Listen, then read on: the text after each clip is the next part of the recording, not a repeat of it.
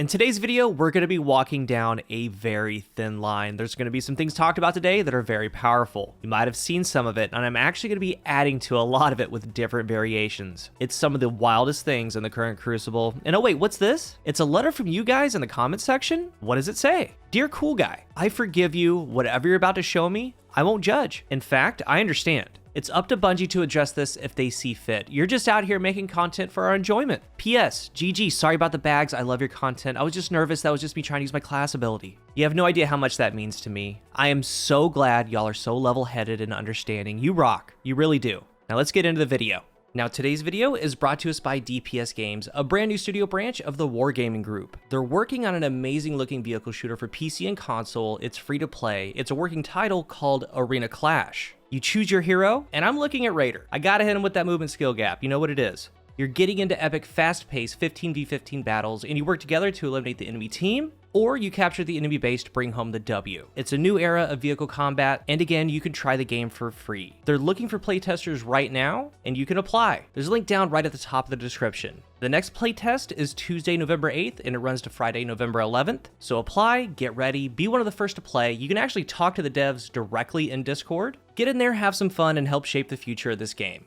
So where do we start? I have 5 forbidden loadouts in no particular order. Strong things in this game, and there's one that I'm going to unleash. It's one of the strongest, craziest things, and you're gonna have to see it to believe it. One of the 5 is just plainly an exotic. Let's start there. At number 5, RAIJU'S harness. Like, it exists. How is no one talking about RAIJU'S harness? It's coupled with the fact that it's a Switch exotic. And first of all, PvP wise, you should be using Arc Staff always. There is no world in which you would ever use Gathering Storm. I mean, first of all, Deflect counters that super completely, and Gathering Storm just plainly isn't good in there. So PvE great, PvP bad. The base Arcstrider super is 20 seconds. That's just running around. Of course, if you use an attack, it takes some energy. If you pop the super and immediately start blocking, it's reduced to a 10-second super, so reduced by half. Now with Raiju, it's a 40-second super. Period. You can be blocking, you can be moving around. Of course, attacks take some energy off that 40 seconds, but you can walk people down. You counter most supers completely. You just one swipe them, move on. If no one else is there, you can end your super early, save some energy. You also have Blink as a movement tool for your all-around evasive capabilities. 40-second super. It's here, it exists, and it's crazy. At number 4, the Surge Lock.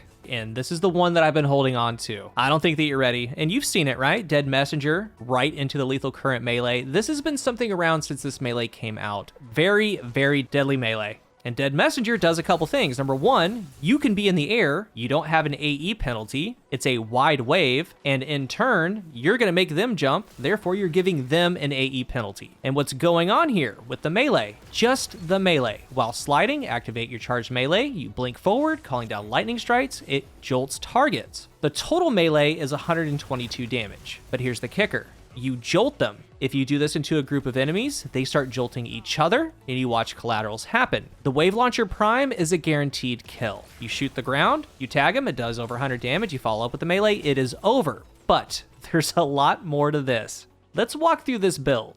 We have Healing Rift, Burst Glide, Chain Lightning, Arc Bolt Grenade.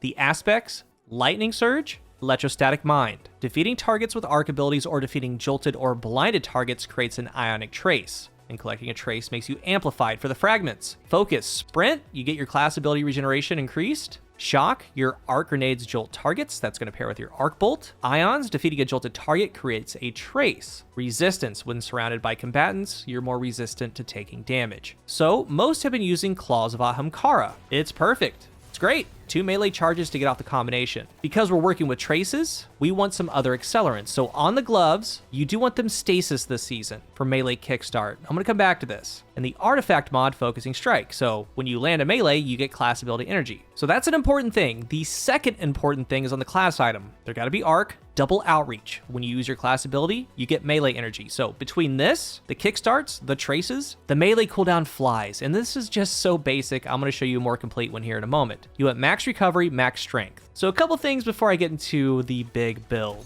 There's things like Felwinter's Helm. You can kill the main enemy and you debuff the area. So you come out doing more damage on those debuff targets. I was having a really good time with it, making a lot of good plays with it. But now let's get wild. The pairing is Necrotic Grip. And there's one more step. You could use this just as you've been seeing or using Dead Messenger, maybe another Wave Launcher. You're now adding tick damage as you land that melee, and that does a couple things. It's an extra 30 damage to the target because of the poison. The complete melee is now 152 damage, so if you land in groups, you got the melee damage. You're now applying jolt and poison. Jolts are bouncing from player to player, poison is spreading. This combination by itself is massive. You can prime them with a weapon, you can use a sidearm, wave launcher, whatever you want, but the full build is with Thorn. With Thorn, you don't need Dead Messenger. You don't need a wave launcher. You can use whatever you want with it, a shotgun, sidearm, sniper. And here's how complete this is. A lot of crazy stacks go on. So Necrotic Grip, it adds plus 30 airborne to Weapons of Sorrow. So Thorn, it gets to a total of 51 total airborne effectiveness. And you know how on Titan, you do the shotgun shoulder charge? You run forward, knee slide, shoot the shotgun, and shoulder charge right after? Well, let's do that about 20-25 meters away. Thorn deals 47 to the body and then starts ticking for 1 damage of poison. When you combine Thorn's poison with Necrotic's poison, this combination downs 9 resilience and lower. Tier 10 does survive it, barely. On their bar, it will show 0. It is nuts. If you tag someone with a peak battle, could be a headshot or a body shot with Thorn, you can rush that corner, blink around the corner, lightning surge, and one-shot them. Not to mention, as you get kills with Thorn, the full setup is there. Because you have on Necrotic Grips,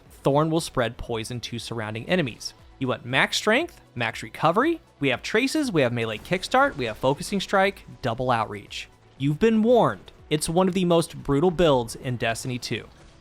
Next at number 3, and again, these are no particular order, just 5 total, the Thunder Titan. And a note here, in This Week at Bungie, they said that some of this is getting adjusted, but with how it is this season, it's really crazy. And it's going to be after the nerf. So Touch of Thunder, the Storm Grenade, they decreased Touch of Thunder's Storm Grenade base roaming duration from 5 to 4 seconds. They decreased the bonus lifetime granted by Spark of Magnitude to the Enhanced Storm Grenade from 2 seconds to 1.5 seconds. That's fine. The current Storm Grenade on Titan, with the Aspect and Fragment, when it is thrown at you, you have to back off. There's no counterplay. You either eat the damage or you move. If you see a Titan throw up a barricade, Storm Grenade it. They have to move. They're hiding around a corner, Storm Nade it. They have to move. So for this build, it's very strong. All you need, 100 Discipline, 100 Resilience, Armamentarium. I have on double bolstering, and this is a pretty big one. When grenades get tags, it gives you class ability energy. And then critical, on the Mark Solar, we have Bomber. That way when we use our class ability energy, we get some grenade energy. And then Lightning strikes twice from the artifact after throwing an arc grenade. Gain increased grenade recharge for a short time, and arc final blows extend the duration of this benefit. The Storm Grenade itself, at base, is a wild card. It hits for random big damage,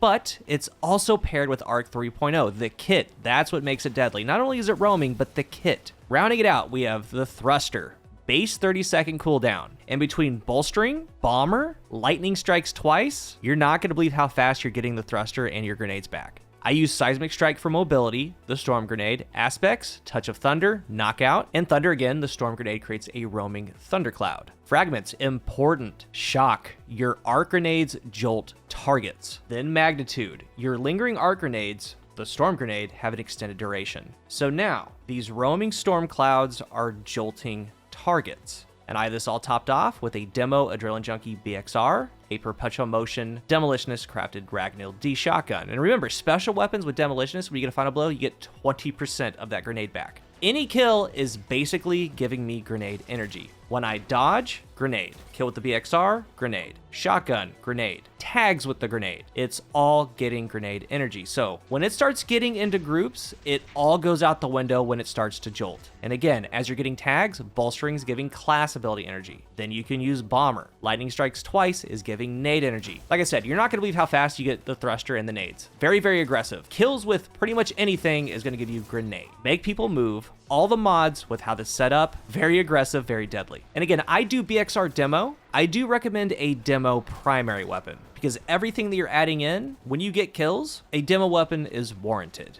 And as a bonus forbidden loadout, go check out my previous video on the Swashbuckler Macabre using the Solar Titan. It's a blast. I spent some time on the lock. I have a couple more to go. I respect your time, but this Titan Armamentarium build, once you put it all together, all the pieces, you're gonna see it. On to number 2.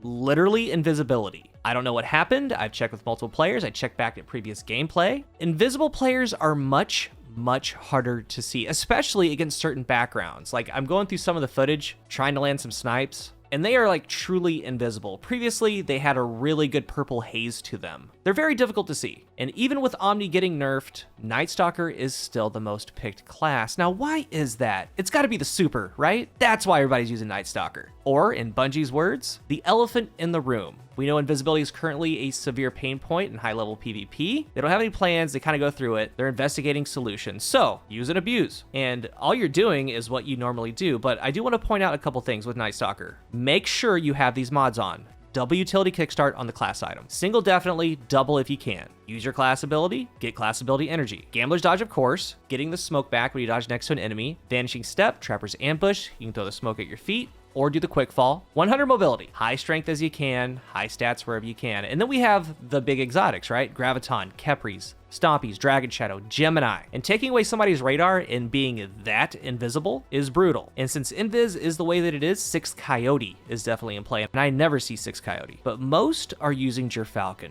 Gerfalcon is nuts. We know this. All the stats and mods are created around getting a very high uptime on invisibility. Incredible uptime. Gerfalcon does enough for a ton of TTK shifts all over the place, and I feel one of the strongest weapons for this is the box-breathing Hung Jury. I know it's super rare, but you 2-crit 1 body for the 0.67. The first shot does the box breathing damage of 99. After that, it's 70 to the head. And with the boost, you can just 3-tap at 70 apiece. You don't need that though. Ace of Spade is nuts. A ton of weapons are. Maybe a little Arbalest action, maybe a little Monarch action. Just be invisible as much as you can. Each exotic has huge gains. Again, Stompies, Gemini, Graviton, Kepris, Gerfalcon. Bungie's having a very hard time with it. Obviously, it's there, use it.